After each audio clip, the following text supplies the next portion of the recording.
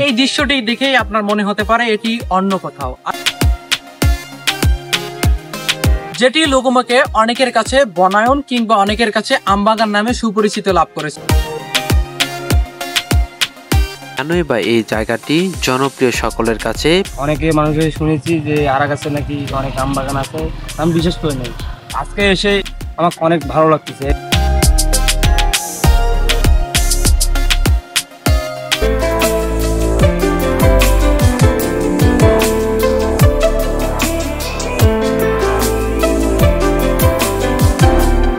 সুপ্রিয় দর্শক শ্রোতা, আসসালামু আলাইকুম। আশা করি সকলে ভালো আছেন, সুস্থ আছেন ও নিরাপদে আছেন। দেশে কিংবা প্রবাসে, ঘরে কিংবা বাহিরে, টিভি কিংবা আপনার হাতে থাকা স্মার্টফোনে, অনলাইনে, ফেসবুক কিংবা ইউটিউবের মাধ্যমে আমাদের সাথে যুক্ত হয়েছেন তাদের সকলকে জানাই এএস ব্লগ 24 চ্যানেল তথা বাংলার হৃদয়ের কথা পরিবারের পক্ষ থেকে জানাই আন্তরিক শুভেচ্ছা ও অভিনন্দন। ভিডিওটি উপস্থাপনায় মোহাম্মদ সামিউল ইসলাম মিশন। সুধী দর্শক শ্রোতা, আপনারা জানেন যে আমরা প্রতিনিয়ত চেষ্টা করি এদেশের ইতিহাস, ঐতিহ্য ও সংস্কৃতি নিয়ে আপনাদের সাথে তথ্য শেয়ার করার। আজও তার ব্যতিক্রম নয়।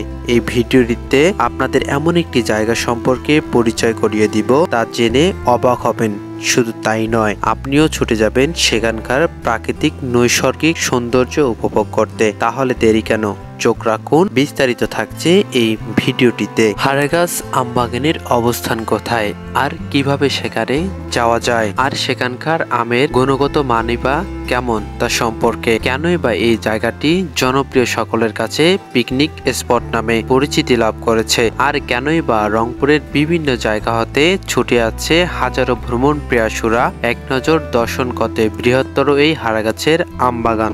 প্রিয় দর্শক, আজ আপনাদের এমন একটি জায়গা দেখাতে চলেছি, সেটি জানলে আপনারা অবাক হয়ে যাবেন। এই দৃশ্যটি দেখেই আপনার মনে হতে পারে এটি অন্য কোথাও। আসলে এটি কোথাও নয়, এটি বৃহত্তর রংপুর জেলার কাউনিয়া উপজেলার হারাগাছ পৌরসভার টাংরি বাজার সংলগ্ন, যেটি লোকমুখে অনেকের কাছে বনায়ন কিংবা অনেকের কাছে আমবাগান নামে সুপরিচিত লাভ করেছে।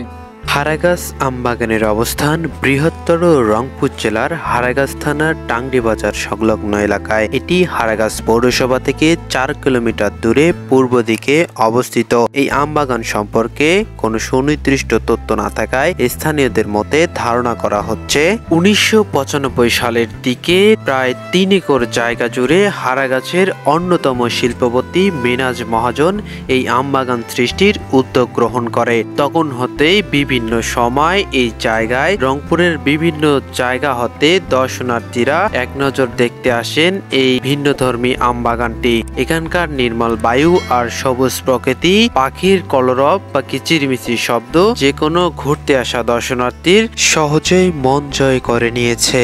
আম ফল সারা পৃথিবীতে খুব জনপ্রিয়। এরকম পছন্দের ফল পৃথিবীতে দ্বিতীয়টি আর নেই। এমন কোনো জাতি নেই যারা আম পছন্দ করে না, তাই একে সম্মান দিয়ে ফলের রাজা বলা হয়। আমের জন্মস্থান রয়েছে নানা তর্ক বিতর্ক। বৈজ্ঞানিক ম্যাঙ্গিফেরা ইন্ডিকা নামে এ ফল ভারতীয় অঞ্চলে প্রথম দেখা যায়। ইতিহাস থেকে জানা যায় খ্রিস্টপূর্ব 327 এ আলেকজান্ডার সিন্ধু উপত্যকায় আম দেখে ও খেয়ে মুগ্ধ হয়েছে। এ সময় আম ছড়িয়ে পড়ে মালয় উপদ্বীপ, ইন্দোনেশিয়া, ফিলিপাইন দ্বীপপুঞ্জ এবং মাদাগাস্কারে। চীন পর্যটক হিয়েন সাং 632 থেকে 645 খ্রিস্টাব্দের মধ্যে এ অঞ্চলে ভ্রমণে এসে বাংলাদেশের আমকে বিশ্ববাসীর কাছে পরিচিত করেন। এছাড়াও জানা যায় মোগল সম্রাট আকবর ভারতের শাহবাগের দ্বারভাঙ্গায় 1 লাখ আমের চারা রোপণ করে উপমহাদেশে প্রথম একটি উন্নত জাতের আমবাগানের সৃষ্টি করেন। আমের আছে বাহারি নাম, বর্ণ, গন্ধ ও স্বাদ। পৃথিবীতে প্রায় 35 প্রজাতির আম রয়েছে। আমের প্রায় কয়েকশো জাত রয়েছে, যেমন ফজলি, ল্যাংড়া, গোপালভোগ, খিরাসপাত, অরুণা, আম্রপালি, মল্লিকা, সুবর্ণরেখা, মিশ্রিদানা, নীলাম্বরী, কালিফামিটা, বারোমাসি, তিতপুরি, কারাবৌ, বহুতান, ত্রিফলা, হাড়িভাঙ্গা ইত্যাদি। বাংলাদেশের আম গাছকে জাতীয় গাছ বলা হয়। বাংলাদেশের রাজশাহী, নওগাঁ, দিনাজপুর, নাটোর, সাতক্ষীরা, যশোর এবং চাঁপাইনবাবগঞ্জে অধিক পরিমাণে আম চাষ হয়ে থাকে। এই আমবাগানটা আপনার চোখে কেমন দেখলেন? তবে আমবাগানটা আমাকে অনেক ভালো। বিকেলের প্রকৃতিটা আপনার কাছে কেমন মনে হচ্ছে? অনেক সুন্দর লাগছে, এরকম মনোরম পরিবেশ এবং আশপাশে অনেক গাছ। অনেকে মানুষের শুনেছি যে আরাগাছে নাকি অনেক আম বাগান আছে, আমি বিশেষ করে নেই। আজকে এসে আমাকে অনেক ভালো লাগতেছে এরকম মনোরম পরিবেশে। একটি আম গাছ সাধারণত 30 থেকে 40 মিটার লম্বা এবং সর্বোচ্চ 10 মিটার হয়ে থাকে। আম গাছের পাতা চিরসবুজ সরল, কচি পাতা দেখলে লালচে গোলাপি রঙের হয়। আমের মুকুল বের হয় ডালের ডগা থেকে। মুকুল থেকে শুরু করে আম পাকা পর্যন্ত প্রায় 3 থেকে 6 মাস সময় লেগে যায়। পাকা আমের আকার আকৃতি, রং, মিষ্টান্ন এবং গুণগত মান জাতভেদে বিভিন্ন রকমের হয়ে থাকে। আমগুলো জাতভেদে হলুদ, কমলা, লাল এবং সবুজ বর্ণের হয়ে থাকে। একটি আমের দৈর্ঘ্য সাধারণত 5 থেকে 25 সেন্টিমিটার তথা 2 থেকে 10 ইঞ্চি পর্যন্ত এবং ওজনে 140 গ্রাম থেকে শুরু করে 2 কেজি পর্যন্ত হয়ে থাকে।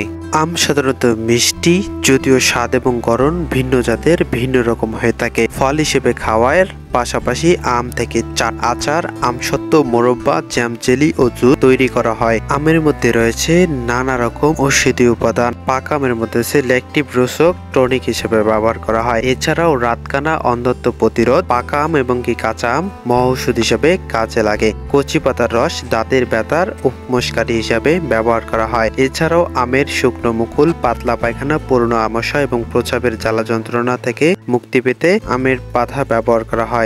এছাড়াও জ্বর, বুকের ব্যথা, বহুমূত্র রোগের জন্য আমের পাতার চূর্ণ ব্যবহার করা হয়। অবাক করার বিষয় হচ্ছে 2019 সালে বিশ্বব্যাপী আমের উৎপাদন ছিল প্রায় 56 মিলিয়ন টন। হারাগাছের এই সুবিশাল সবুজ বনায়ন শুধু সামাজিক পরিবেশ সুরক্ষায় কাজ করছে তা নয়, বাগান হতে প্রাপ্ত আম বিক্রি করে আছে অর্থের যোগান। সাপ্তাহিক ছুটির দিন, উৎসব কিংবা বিশেষ দিনগুলোতে, এছাড়াও শীত মৌসুমে বিভিন্ন জায়গা থেকে দর্শনার্থীরা এই সবুজের সমারোহ নজর ঘুরতে আসে। যদি এখানে পিকনিক স্পটের সব রকমের ব্যবস্থা নেওয়া হয় তাহলে ভাগ্য খুলে যেতে পারে এই প্রত্যন্ত অঞ্চলের সাধারণ মানুষের। শুধু বেকার সমস্যা সমাধানই নয়, মুক্তি পাবে এই অঞ্চলের দারিদ্র্য ও অর্থনৈতিক উন্নয়নে বিশেষ ভূমিকা রাখবে এই হারাগাছের বিশেষ আমবাগানটি। প্রিয় দর্শক, আজ বিদায় নিচ্ছি। দেখা হবে খুব শীঘ্রই নতুন একটি ভিডিওতে। আপনাদের যে কোনো পরামর্শ ও মতামত আমাদের জানান। সে পর্যন্ত সকলের সুস্বাস্থ্য ও দীর্ঘায়ু কামনা করছি। অবশ্যই AS ব্লগ 24 চ্যানেলের পরবর্তী আয়োজনে আমাদের সাথেই থাকবেন, সহযোগিতা করবেন। ধন্যবাদ।